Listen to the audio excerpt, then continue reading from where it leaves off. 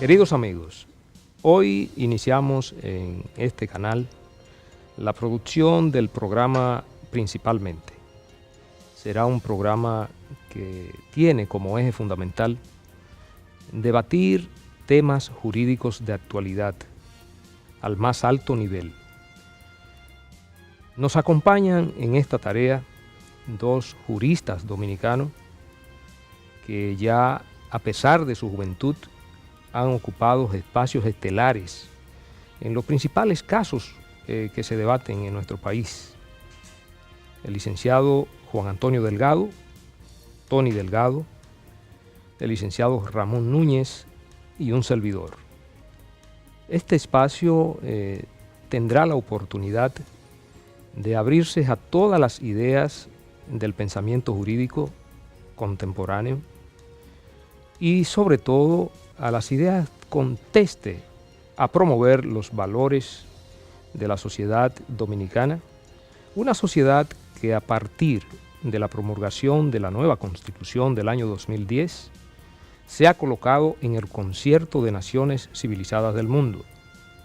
Una Constitución que consagra una nueva generación de derechos nunca antes conocidos en nuestro país y que tiene un protagonista fundamental que lo es el pueblo dominicano.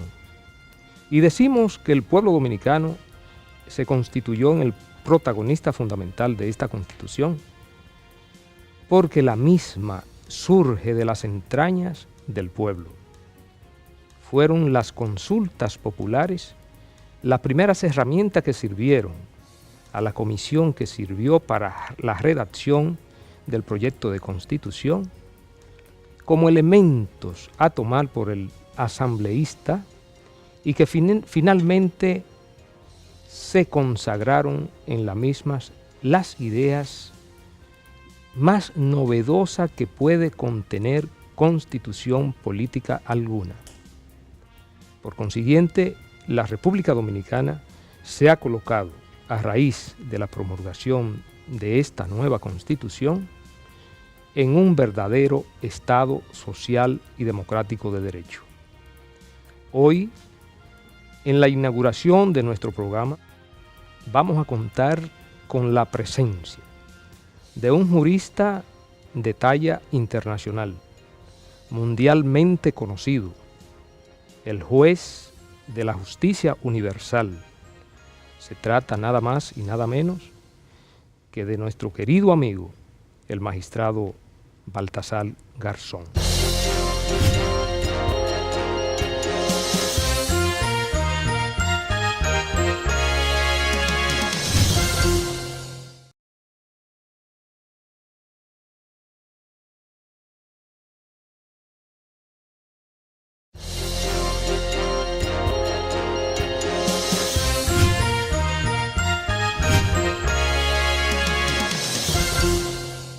Queridos amigos, tal y como habíamos anunciado, en el día de hoy contamos con la presencia del magistrado Baltasar Garzón.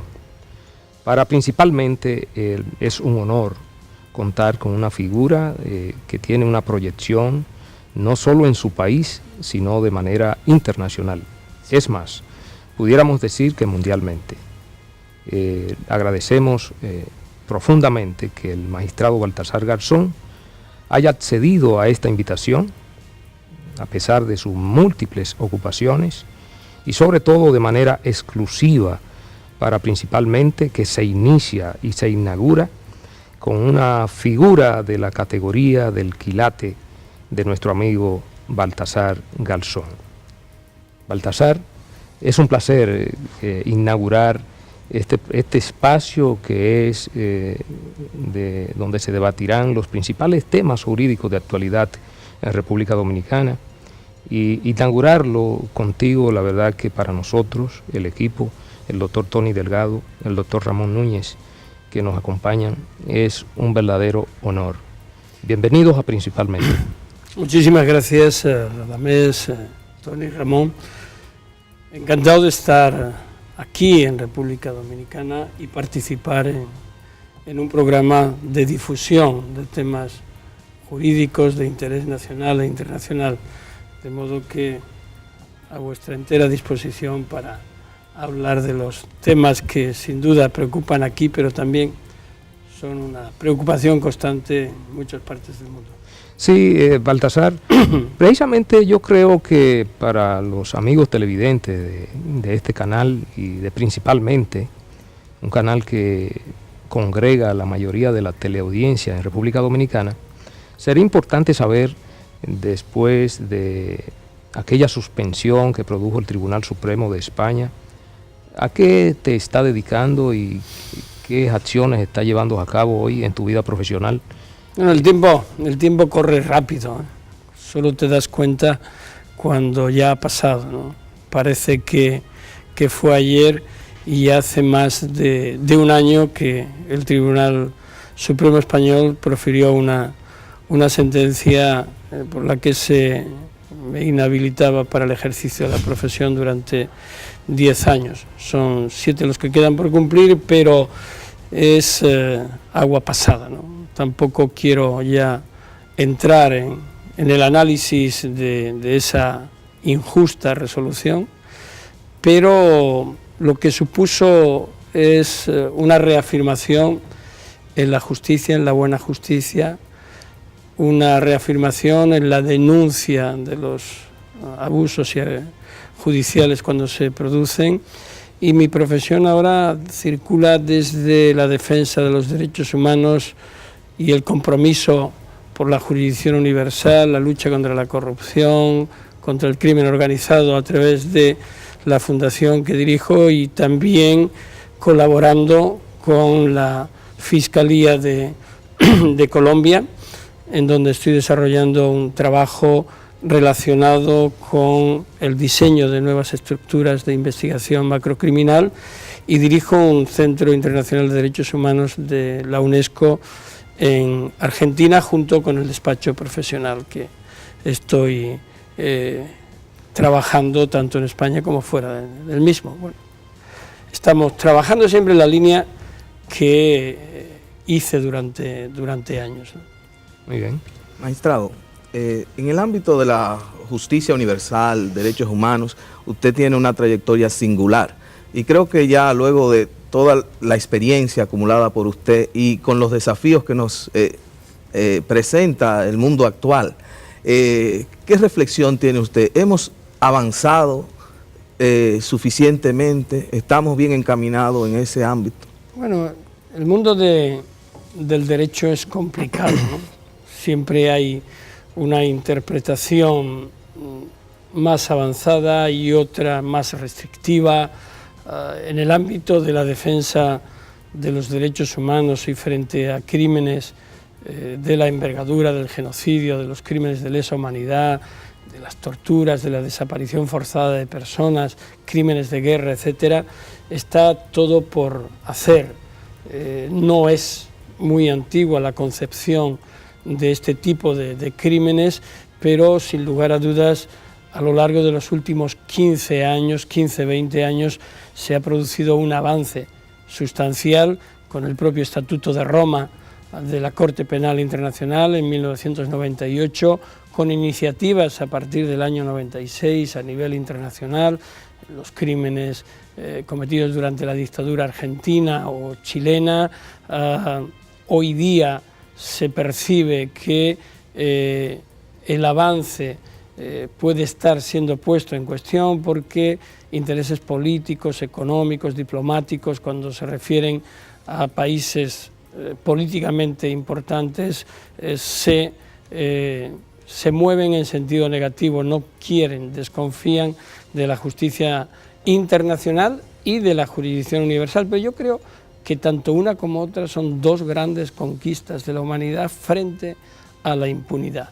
Eso no nos cabe la menor duda, y a partir de ahí se pueden establecer los límites o cómo tiene que desarrollarse. Pero actitudes negativas o de rechazo, como pueden ser las de Estados Unidos, Rusia, China, Israel o Irak, no, Irak ya lo ha reconocido, Siria, etcétera, pueden ser absolutamente negativas y desde luego desamparan a las víctimas, ¿no? De modo que hay que seguir peleando, hay que seguir luchando, hay que seguir comprometiéndose, porque en definitiva esto vale para el bien de la humanidad y sobre todo para las víctimas, ¿no? Las víctimas es el baluarte. A mí me duele cuando algunas organizaciones criminales, como por ejemplo las FARC en Colombia, que ahora hay un proceso de paz respecto de las mismas, pues dicen las víctimas no cuentan. Claro que cuentan, son las que más cuentan. Otra cosa es cómo se tenga que desarrollar ese proceso, pero es el punto de inflexión más importante, siempre lo ha sido.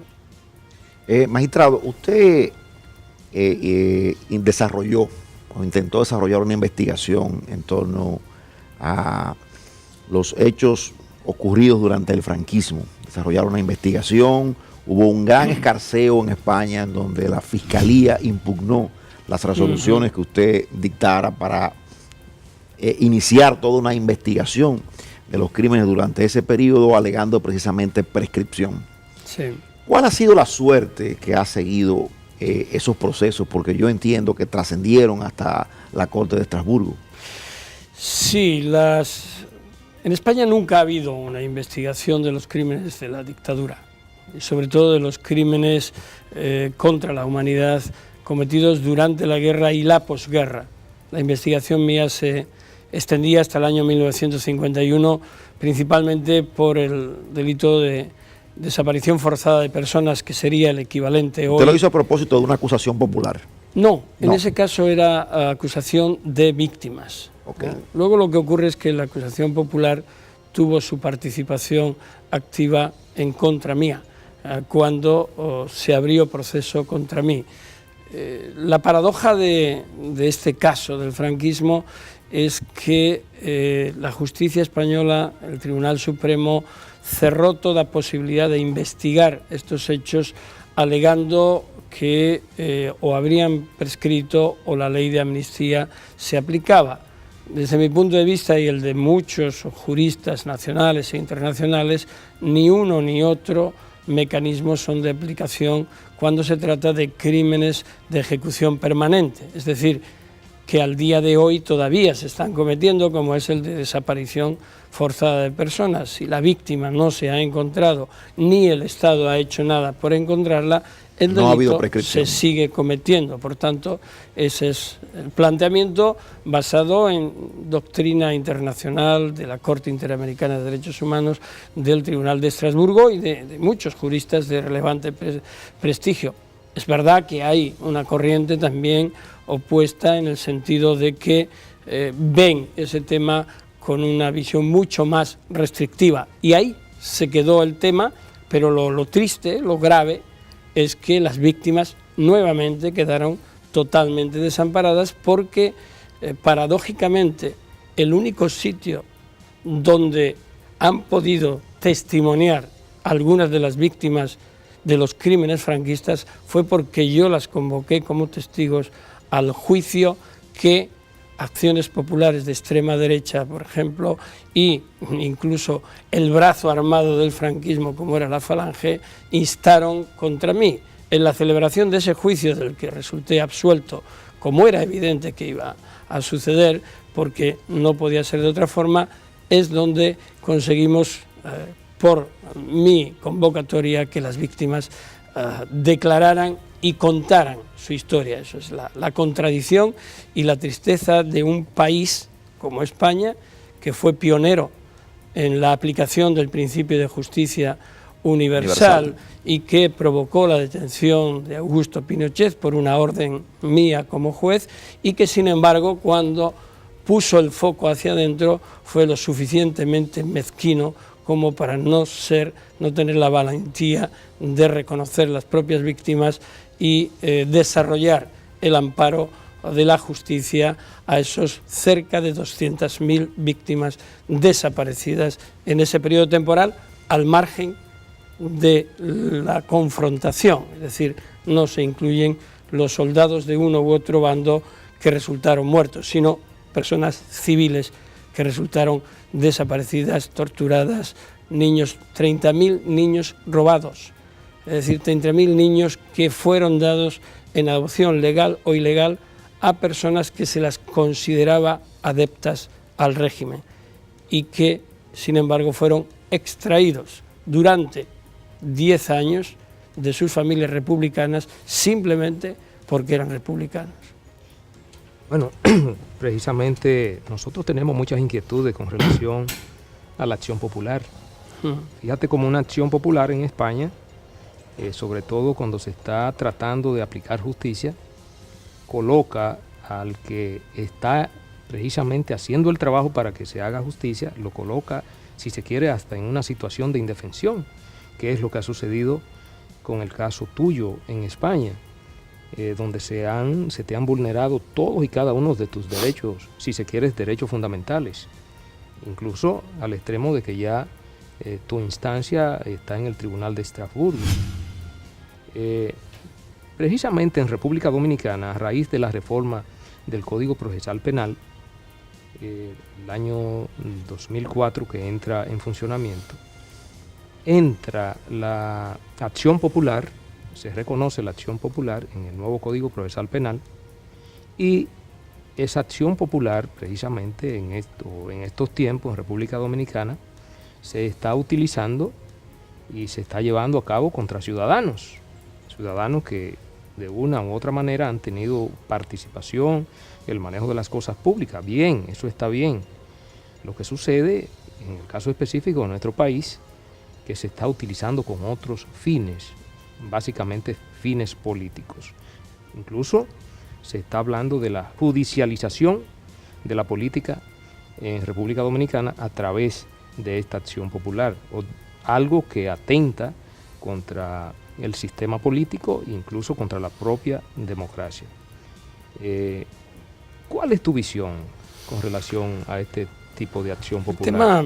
El tema de la acción popular no es un tema pacífico ni en República Dominicana ni en los países que reconocen este mecanismo. En España el mecanismo de la acción popular existe, incluso tiene rango constitucional. El artículo 125 de la Constitución española recoge esa acción popular que algunos historiadores la ubican en la propia Edad Media como un mecanismo frente a los señores feudales, y era una especie de apelación al rey frente a los abusos de los señores feudales. Otros en el siglo XIX, precisamente en una confrontación que hubo entre el Tribunal Supremo y un conjunto de abogados en Madrid que reclamó la participación para que se hiciera justicia en un tema en el que la impunidad se extendía. Lo que ocurre es que el ejercicio de la acción popular a lo largo del tiempo se ha ido degenerando y se ha convertido en un instrumento de presión, a veces de presión política, de presión económica o de presión procesal. Es decir, se utilizan mecanismos legalmente reconocidos en forma espuria y para producir un efecto diferente al que se dice perseguir. En España la acusación popular ha tenido una gran relevancia. Por ejemplo, yo recuerdo en los casos Pinochet, Argentina y los grupos antiterroristas de liberación, que fue una suerte de terrorismo desde el Estado, surtió efecto porque instó la acción cuando incluso el fiscal se oponía.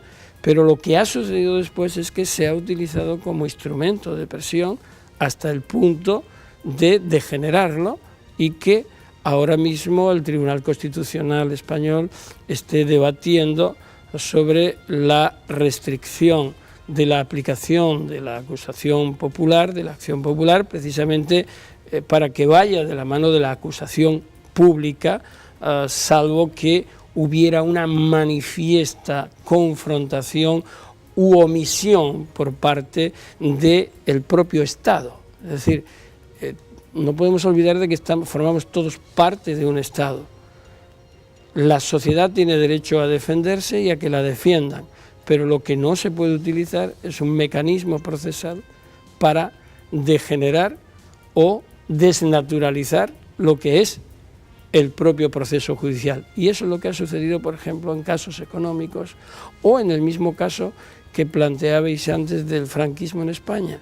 Es decir, es una locura que dos organizaciones de extrema derecha, un pseudo sindicato que prácticamente no sabemos si existe o no existe, y la Falange, que fue históricamente el organismo que además aparecía como querellado y como ejecutor de varios de los crímenes que se le imputaban, luego aparezca como acción popular en contra del juez que llevaba la investigación. O sea, eso es una aberración jurídica, ¿no? Porque ataca a la independencia judicial, ataca a la libertad de interpretación que es necesaria y en todo caso excede de lo que la Constitución quiere, que es que el pueblo participe, pero no que se sirva de la acción popular para intereses propios, políticos, económicos y en todo caso que van en contra del propio concepto y sentido y naturaleza de la acción popular. Bueno, yo creo que el tema es sumamente interesante y vamos a aprovechar la ocasión para hacer una pausa y proseguir en el próximo segmento.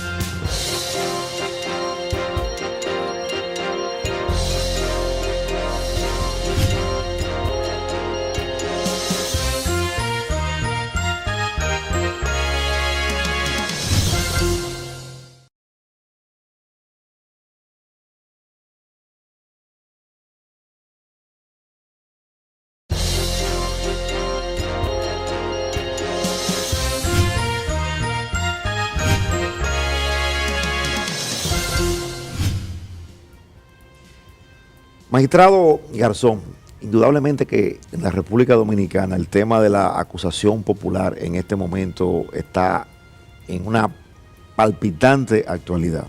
A raíz de la reforma a nuestro ordenamiento procesal penal en el 2004, como decía Radamés Jiménez, se creó el mecanismo de la acción popular entre nosotros a través del artículo 85 de nuestro Código Procesal Penal. Esa es una novedad en nuestro ordenamiento procesal. Nosotros quisiéramos aprovechar su presencia para comparar las disposiciones dominicanas con la norma española y sobre todo ver cómo puede evitarse el uso perverso de esa acción popular que tiene tanto sentido con la finalidad de empoderar al ciudadano para poder perseguir la corrupción, evitar la inacción del Ministerio Público, pero que al mismo tiempo no se permita que la misma sea utilizada como un mecanismo de chantaje o de venganza política. Hay una expresión en España que se llama las querellas a la catalana. Las querellas a la catalana lo que vienen a significar es que se presentan acciones penales buscando arreglos civiles. Es decir, se presenta una querella por un supuesto delito que no existe, sobre todo en temas económicos y demás, en los que la complejidad puede llevar inicialmente al procurador o al juez en España a decir, bueno, de momento vamos a investigar a ver porque no es tan claro si hay un asesinato o no lo hay, ¿no? Y de esa confusión se aprovechan para, mientras que se resuelve o incluso cuando se acepta, por detrás se están obteniendo los réditos para que el querellado, ante la amenaza de una acción penal, pues paga o se coloca en una situación de inferioridad, ¿no? La acusación popular, yo he sido y soy defensor de la acusación popular. Ahora bien, no soy defensor, ni lo fui, ni lo soy, del abuso de la acusación o de la acción popular. ¿Qué es lo que ha sucedido? Y me temo que es lo que puede suceder aquí en República Dominicana también. Y es que algunas personas o determinadas entidades se han dado cuenta de ese poder de una acción penal que allí llamamos a la catalana, ¿no? Y que en un momento determinado se confunde el interés de la sociedad con el interés particular del que ejerce esa acción popular. Si tú eres víctima, tú ejerces la acusación particular como víctima y es tu interés. Si eres pueblo, tienes que defender intereses generales. Entonces, analicemos si esos intereses generales están presentes. Obviamente, si vas con una carga de profundidad política, no es un interés general. Si vas por ánimo de venganza o ajuste de cuentas, no es un interés general. Si busca una eventual indemnización o acabar con una persona por motivos políticos de otra índole, no es un interés general. Así sucesivamente. Y objetivamente, cuando se ve que es un clarísimo instrumento de coacción, lo que se impone es el rechazo inmediato. ¿Por qué? Porque consentir ese mecanismo es desnaturalizar la institución, que puede ser y que de hecho es buena. En España se ha planteado esta cuestión, como ya decía antes, y hay en este momento un debate profundo precisamente sobre el alcance de la acusación popular, de la acción popular, y el Tribunal Constitucional está pendiente de emitir una sentencia precisamente porque esos abusos han llevado a esa desnaturalización. Y se está debatiendo de que la acción popular, cuando se trata de delitos públicos, debe de ir acompañada de la propia acción del Ministerio Fiscal, del Procurador. Ese ha sido el criterio actual del Tribunal Supremo. Sí. La denominada doctrina Botín. Exactamente. Y es la que está ahora mismo debatiéndose sobre si se consolida o no se consolida. Algunos dicen, hombre, es que es obligarles a ir de la mano del fiscal. Bueno, pero el fiscal o el procurador ejerce la acción penal pública, es el defensor de la sociedad en contra de aquellos que agreden a la sociedad. Si dudamos del fiscal, ponemos en tela de juicio todo el sistema democrático. Ahora bien, yo soy partidario de que los ciudadanos como tales tengan esa posibilidad, pero no para defender intereses particulares, que eso se huele, eso se ve. Es decir, si hay, por ejemplo, una acción por crímenes de guerra, eso interesa a la sociedad. Si hay una acción popular contra el terrorismo de Estado, eso es defender a la sociedad. Ahora, si hay una acción popular porque una entidad determinada, sea social o sea una fundación o sea una persona concreta, que resulta que es enemigo político o económico, y dice, no, ejerce la acción popular. En España, magistrado, la acción está abierta a entidades y a personas naturales o físicas. Está abierta a personas naturales y jurídicas. Y se tiene que establecer una serie de requisitos que lo primero es establecer también una fianza, es decir, no se puede presentar una acción popular así como así, sino que hay que garantizar, por ejemplo, las consecuencias económicas del tema. Es decir, se tiene que establecer, y ya ha habido un debate porque decían, bueno, no se puede impedir el acceso a la justicia, pero a la vez no se puede permitir que esto sea un jolgorio, ¿no?, que sea algo poco serio. Entonces ahora los tribunales ya han empezado a exigir unas fianzas razonables. Por ejemplo, si tú te querellas popularmente contra una entidad bancaria y reclamas miles de millones, bueno, te tiene que costar algo. Es decir, no puedes poner en solfa todo un sistema porque se te ocurra sin nada a cambio, ¿no? Es decir, la acusación popular debe existir, pero hay que tener mucho cuidado con los abusos. Hay que protegerla en la medida de que defienda a la sociedad, hay que proteger también a la sociedad del abuso de la misma. Por eso sería que en España, en la modificación del Código de Enjuiciamiento Criminal, se consagró la figura de los delitos contra la administración de justicia, que habla de las denuncias falsas. Sí. ¿Sería ese más o menos el objetivo? Bueno, la criminaliza. Yo creo que es el contrapunto, es decir, es la necesidad de protegerse. No te puede salir gratis que tú pongas en marcha todo un sistema punitivo del Estado para que después no pase nada. Es decir, si sigue adelante el proceso y hay un juicio y hay una condena, aunque haya una absolución, bien, una condena o absolución, es decir, que vaya todo el proceso.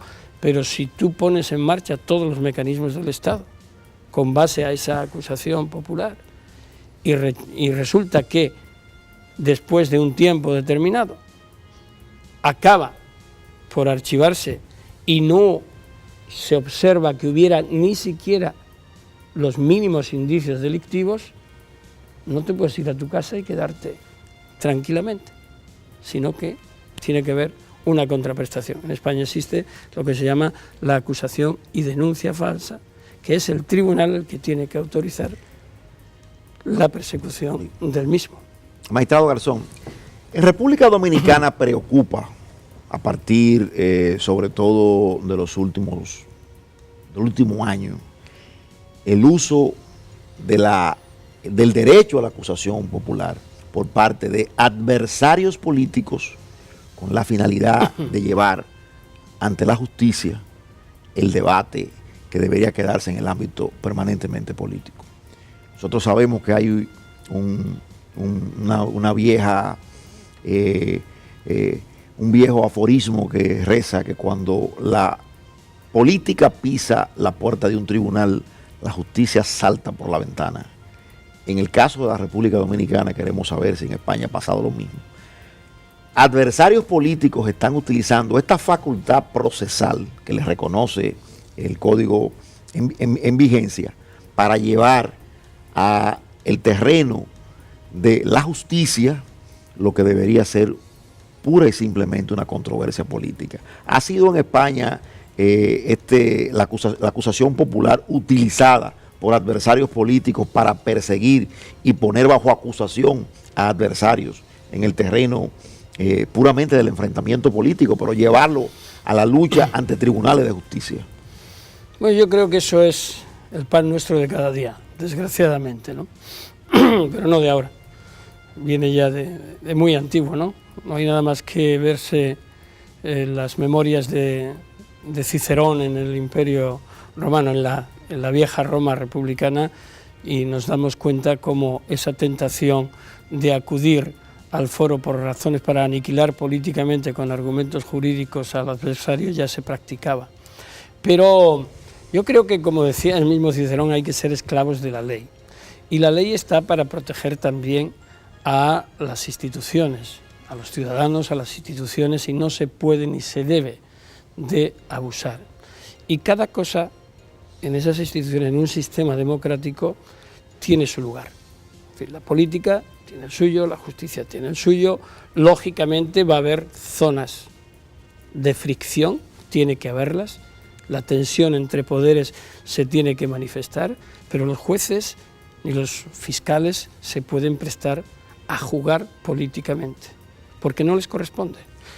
Sus decisiones van a tener incidencia política, sin lugar a dudas, incidencia política, económica, pero las consecuencias, no utilizar los mecanismos del Estado de Derecho, de la justicia, para contribuir a que esa confusión se produzca. Cuando el debate político se produce, incluso en el más amplio y duro sentido de ese debate y de la confrontación, tiene que quedarse ahí. Por eso existe la inmunidad en ese debate. Lo que no podemos es que cuando no se consigue lo que se quiere en el ámbito político, utilizamos al sistema judicial para que nos eche una mano. Y entonces, claro, cualquier abogado de 3 al cuarto sabe darle forma a una querella o a una acción penal, evidentemente. Para eso están las facultades de Derecho y los formularios, todos lo sabemos hacer, ¿no? Pero no, hay que ir un poquito más a fondo. Y a mí me da mucho miedo una tendencia cada vez más evidente de esa confusión, de esa politización de la justicia que yo separo de la judicialización de la política, ¿no? Son los dos temas.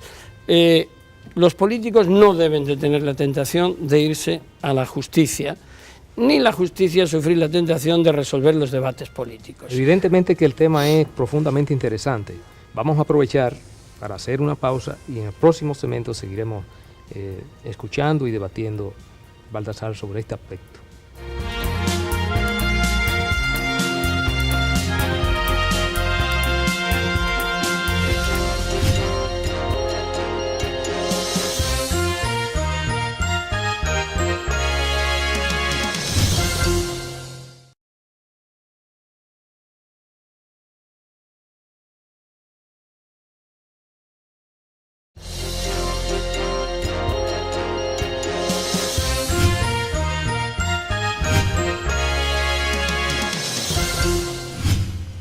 Continuamos con Principalmente. Nos acompaña el magistrado Baltasar Garzón. Hemos venido conversando sobre el tema de la acción popular y ha quedado claramente evidenciado que esta figura procesal plantea también la necesidad de los límites y los riesgos que hay cuando se da el fenómeno de la judicialización de la política, y también hablábamos de la politización de la justicia. En el caso dominicano, ya lo señalaban algunos de mis compañeros, no escapamos a esa situación y tenemos una inquietud. Nosotros mismos hemos tenido que asumir la responsabilidad profesional de representar al expresidente Leonel Fernández, a la Fundación Global Democracia y Desarrollo. Y en ese caso tenemos algo muy parecido. Una persona, un abogado político, que participó incluso en el certamen electoral pasado, que no fue favorecido con el voto popular, ha impulsado una iniciativa de querellamiento penal al amparo del artículo 85, pero con los fines claramente políticos, más para procurar un escenario de continuar ese debate, y obviamente eso nos coloca en el tema de los límites. Y ya veíamos cómo en España está el caso del Tribunal Supremo, la doctrina Botín. ¿Favorece usted en ese sentido la intervención del legislador o que se den soluciones, digamos, dentro del marco de los operadores del sistema? El rol del Ministerio Público, el papel que pueda cumplir la jurisprudencia. Yo he desarrollado durante 32 años el ejercicio de la jurisdicción. Quiero decir esto no como un mérito, sino como elemento que justifica mi conocimiento de cómo funciona el sistema judicial en España, pero también ya en otros países. En estos últimos años estoy teniendo ocasión de conocer más en profundidad los sistemas de Latinoamérica. La acción popular es un elemento bueno, pero el pero es fundamental en este caso, en tanto en cuanto sea popular, es decir, que defienda los intereses del pueblo, no intereses espurios, no intereses particulares, lo he dicho antes. Por tanto, quien tiene que debatir cuál es esa línea, o es el legislador o tiene que ser una interpretación responsable del Ministerio Público, del fiscal o procurador, que es el defensor de la legalidad. Aprovechar el uso de una buena institución para utilizarla. Yo respeto absolutamente la autonomía del Ministerio Público y la imparcialidad, y respeto a todos los que de buena fe se acercan a la jurisdicción. Pero no me cabe en la cabeza, por lo que yo conozco del caso concreto que usted me plantea, jurídicamente cuál es el sostén de esa acción.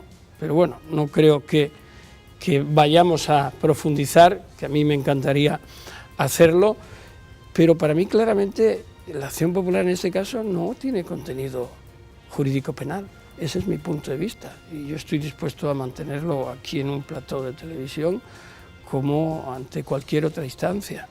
¿Por qué? Pues porque es tan transparente la gestión de una presidencia y la gestión de una fundación, y es tan imposible la interferencia de uno y otro mecanismo durante el ejercicio de ambos, que yo he llegado a considerar, pensando desde que tuve noticia de este hecho y siguiéndolo un poco, en que estamos cuando menos ante una especie de delito imposible, ¿no?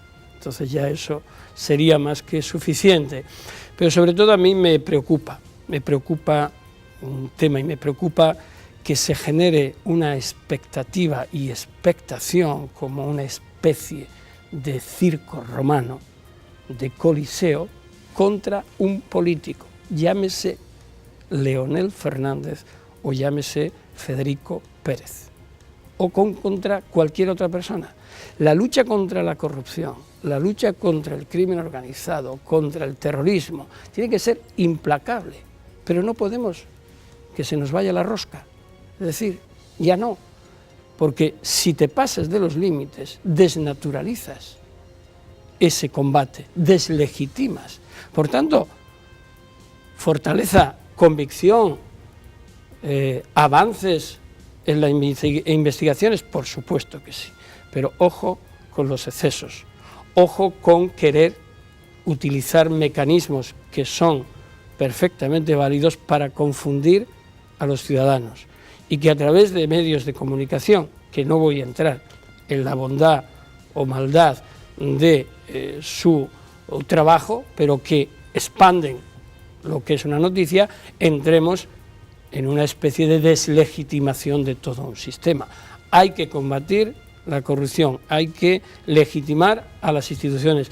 Estas se tienen que legitimar día a día ante los ciudadanos, pero no contribuyamos también desde las mismas a establecer un desnorte absoluto, ¿no? Bueno, eso es lo que pienso, y no es la primera vez que lo digo aquí en República Dominicana, sino en muchos sitios. Es decir, la defensa de los derechos de los ciudadanos, la defensa de los derechos fundamentales y de las garantías es absolutamente fundamental. Pero las garantías son las que son, no las que nos inventamos.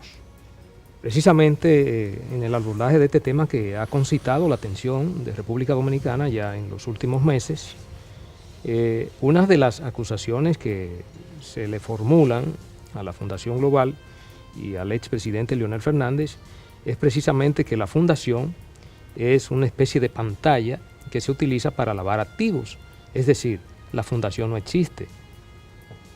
Bueno, tú que has tenido la oportunidad de participar, si no existe, quiere decir que yo he estado en un ámbito telúrico o algo de esto cuando he venido, porque he estado en el lugar, he visto su biblioteca, he visto la labor que hace, he dado conferencias allí, he visto el sistema de trabajo, no he visto por ningún sitio que haya una actividad fantasma.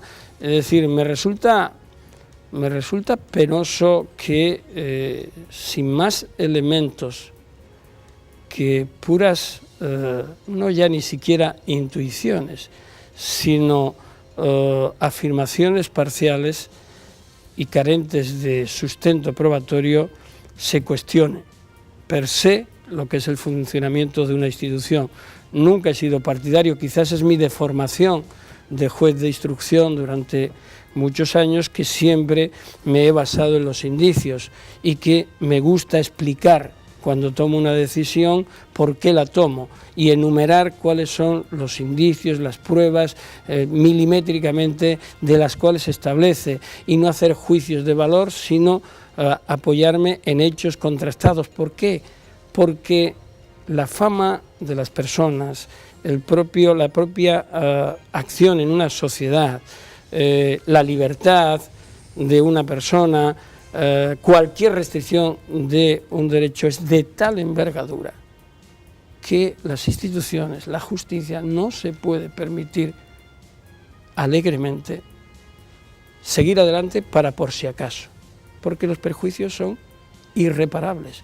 Y yo he tenido ocasión, no ya de sufrirlo en mí mismo, cada uno sufre según el nivel de aguante que tiene, y yo tengo mucho aguante, pero tenemos que cuidar, no porque sea una persona relevante, hay que ir a doblarle la manilla. Es decir, ojo, porque el sistema puede sufrir. Por tanto, las instituciones hay que usarlas en la medida estrictamente necesaria. La acción popular hay que utilizarla con gran mesura para esos casos en los que todo el mundo percibe que la sociedad tiene que hacer además algo, un plus junto a la institución de la Procuraduría, del Ministerio Público, que es la que por ley le corresponde. Insisto, si dudamos del Ministerio Público en esa actividad, bueno, no quiere decir que no se puedan cometer actos ilícitos desde las instituciones, por supuesto que se pueden cometer. Y para eso el propio sistema establece cuáles son los límites. Lo que digo es que la confianza, que es una de las madres del sistema democrático, debe ser potenciada y no cuestionada. Y una utilización fraudulenta o ligera de instrumentos como la acción popular pueden degenerar en un demérito de las propias instituciones democráticas. Muy bien. Bueno, amigos televidentes, con Baltasar no podemos pasar varios días dialogando principalmente. Agradecemos la oportunidad que nos ha brindado de inaugurar este espacio y de por sí comprometerte para que la próxima vez que venga a República Dominicana nos acompañe, porque hay muchos temas que debemos seguir debatiendo que son del interés del país, pero ¿por qué no?, del interés del mundo. Gracias, Baltasar. Muchísimas gracias, Radamés. Gracias. Gracias.